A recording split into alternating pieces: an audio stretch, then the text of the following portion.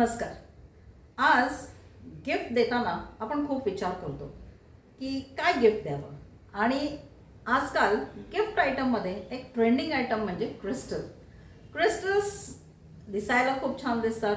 क्रिस्टल्समध्ये gift देण्यासाठी भरपूर varieties आहेत.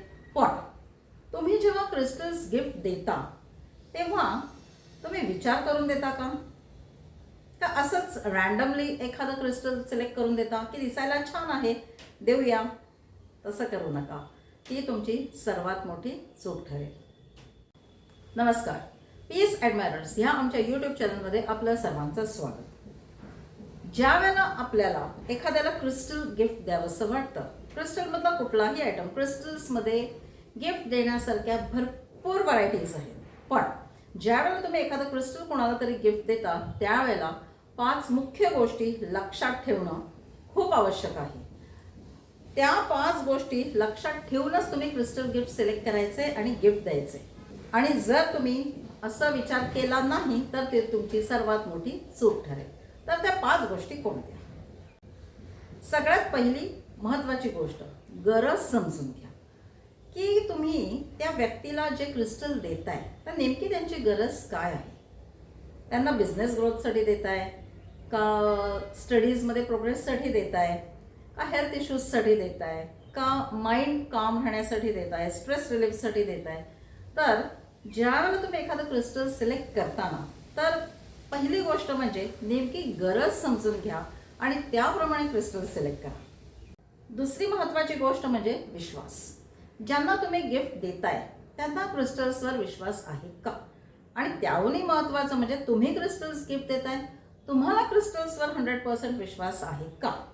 आणि ज्यांना तुम्ही गिफ्ट देताय त्यांचा तुमच्यावर विश्वास आहे का? म्हणजे तुम्ही जे गिफ्ट देताय ते त्यांच्यासाठी योग्य आहे, तुम्ही विचार करून दिलाय, इतका विश्वास तुमच्यावर आहे का? तर ज्या वेळेला आपण क्रिस्टल्सची डील करतो, विकत घेण्यामध्ये, गिफ्ट देण्यामध्ये, तर त्यावेळेला विश्वास असणं खूप महत्त्वाचं आहे. तिसरी महत्त्वाची गोष्ट, वय आणि त्याचा उपयोग दोन्हीही लक्षात घ्या. म्हणजे तुम्ही नेमकं कोणाला देताय? लहान बाळाला देताय का, एखाद्या स्कूल स्टुडंटला देताय का, जे बिझनेस ग्रो करू पाहताय, काही ऑपॉर्च्युनिटीज लाईफमध्ये शोधताय त्यांना देताय का, एखाद्या वृद्ध व्यक्तीला देताय? तर देताना त्यांचं वय लक्षात घ्या आणि त्याप्रमाणे क्रिस्टल सिलेक्ट करा. म्हणजे जर तुम्ही एखाद्या लहान बाळाला देत असाल तर एखादं छान नाजूक असं गिफ्ट जसं इव्हिल आय पेंडंट वगैरे अशा गोष्टी तुम्ही देऊ शकता. किंवा जर स्टुडंटला देत असाल तर लॅपिस, ॲमेथिस्ट, क्लिअर क्वार्ट्स असे टंबल्स देऊ शकता, त्याचे रोज देऊ शकता, पॉइंटर्स देऊ शकता, त्या टावर्स देऊ शकता, अशा काही गोष्टी देऊ शकता. वृद्ध व्यक्ती असतील ज्यांना फार स्ट्रेस असेल किंवा फार विचार करत असेल, झोप लागत नसेल, तर त्यांना काहीतरी तुम्ही ॲमेथिस्टमध्ये काहीतरी छान डेकोरेटिव्ह आयटम देऊ शकता. जे बिझनेस ग्रोथ करू पाहताय त्यांच्यासाठी तुम्ही काही छान वस्तू देऊ शकता. म्हणजे काय, वय आणि त्याचा उपयोग काय होणार आहे हे लक्षात घेऊन तुम्ही गिफ्ट सिलेक्ट करा. रँडमली सिलेक्ट करू नका. रँडमली गिफ्ट सिलेक्ट करण्यापेक्षा नीड बेस गिफ्ट सिलेक्ट करा. चौथी गोष्ट जी आहे तीही तितकीच महत्त्वाची आहे की जागा लक्षात घ्या. म्हणजे ज्यांना तुम्ही गिफ्ट देताय त्यांच्याकडे ते गिफ्ट ठेवण्यासाठी योग्य ती जागा आहे का? म्हणजे एखाद्याचं घर छोटं असेल आणि तुम्ही एखादं काहीतरी मोठं काहीतरी क्रिस्टल पीस दिला तर ते उगाचच त्याने कुठेतरी कोपऱ्यात ठेवणार किंवा बांधून ठेवणार, नंतर कधीतरी ठेवूया म्हणून. तर असं होता कामा नये. ज्या वेळेला तुम्ही क्रिस्टल गिफ्ट देता तर ते क्रिस्टल्स ज्यांच्या घरात तुम्ही गिफ्ट देता तिथे व्यवस्थितरित्या ठेवले जातील, व्यवस्थितरित्या त्याचा यूज होईल हे लक्षात घ्या. आणि जर छान मोठी जागा असेल तर तेही लक्षात घेऊन छानसं गिफ्ट सिलेक्ट करा. म्हणजे जर जागा छान मोठी मस्त असेल तर अगदी एखादं छोटंसं गिफ्ट देऊ नका. तिथे काहीतरी असं छान मस्त त्यांच्या जागेला आणि छान बनवणारं असं काहीतरी गिफ्ट सिलेक्ट करून द्या. 5वी महत्त्वाची गोष्ट, इंटेन्शन, भावना. देणाऱ्याच्या भावना आणि घेणाऱ्याच्या भावना फार महत्त्वाच्या आहेत. म्हणजे तुम्ही काय भावनेने त्यांना देता. तुम्ही एखाद्याला समजा पायरेट गिफ्ट दिलात तर त्यामागे तुमची एक छान अशी निर्मळ भावना असायला पाहिजे की मी पायरेट गिफ्ट देतोय, ह्याची चांगली ग्रोथ होऊ दे, ह्याची फायनान्शियल पोझिशन चांगली इम्प्रूव्ह होऊ दे, याला छान छान ऑपॉर्च्युनिटीज मिळू देत. एखाद्याला जर तुम्ही सिट्रीन देत असाल तर ह्यांचा बिझनेस खूप चांगला चालू देत, यांना भरपूर क्लायंट मिळू दे, तर अशी भावना तुमच्या मनात असायला पाहिजे. म्हणजे ज्यावेळेला तुम्ही एखाद्याला क्रिस्टल गिफ्ट देता त्यावेळेला तुमच्या मनातील भावना तितक्याच महत्त्वाच्या आहेत, कारण त्या गिफ्टबरोबर तुमच्या भावनाही त्यांच्यापर्यंत पोहोचतात.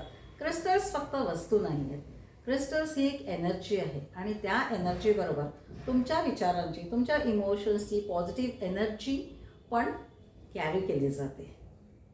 म्हणूनच क्रिस्टल्स उगाचच देऊ नका. विश्वास असेल तर द्या आणि चांगल्या इंटेन्शनने द्या. तर क्रिस्टल्स गिफ्ट देताना ह्या 5 गोष्टी तर तुम्ही विचार करायच्याच आहेत, पण त्याही बरोबर एक गोष्ट आणखी लक्षात घ्यायची, ती म्हणजे क्रिस्टल्सची किंमत. क्रिस्टलची किंमत म्हणजे पैशातली किंमत नाही, तर त्याचं व्हॅल्यू. क्रिस्टल्स किती महाग आहे, 100 रुपयाचं आहे का 1000 रुपयाचं आहे, त्यापेक्षा तुम्ही ते करेक्ट सिलेक्ट केलेलं आहे का, तर त्याची व्हॅल्यू नेमकी काय आहे, देणाऱ्या व्यक्तीला त्याचा किती छान फायदा होईल हे लक्षात घेणं जास्त इम्पॉर्टंट आहे. त्यामुळे क्रिस्टलची किंमत म्हणजेच व्हॅल्यू हेही लक्षात घ्या. तर मला वाटतं ह्यापुढे क्रिस्टल्स गिफ्ट द्या, बिनधास्तपणे द्या, पण देताना ह्या 5 गोष्टींचा विचार नक्की करा. आणि हो, क्रिस्टल्सबद्दलची जर आणखी काही माहिती तुम्हाला हवी असेल, म्हणजे नेमके कुठले क्रिस्टल सिलेक्ट करायचे, कुठला क्रिस्टल कोणाला नेमका गिफ्ट द्यावा, ह्याबद्दल जर माहिती तुम्हाला जर हवी असेल ना, तर कमेंट बॉक्समध्ये क्रिस्टल गिफ्ट असं टाईप करा. आमच्या पुढील व्हिडिओमध्ये त्याची सविस्तर माहिती आम्ही नक्की देऊ.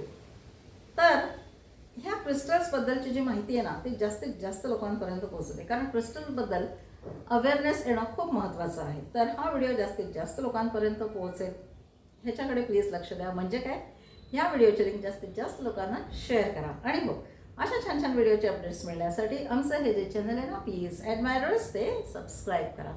हा व्हिडिओ शेवटपर्यंत पाहिल्याबद्दल तुम्हा सर्वांचे खूप खूप आभार.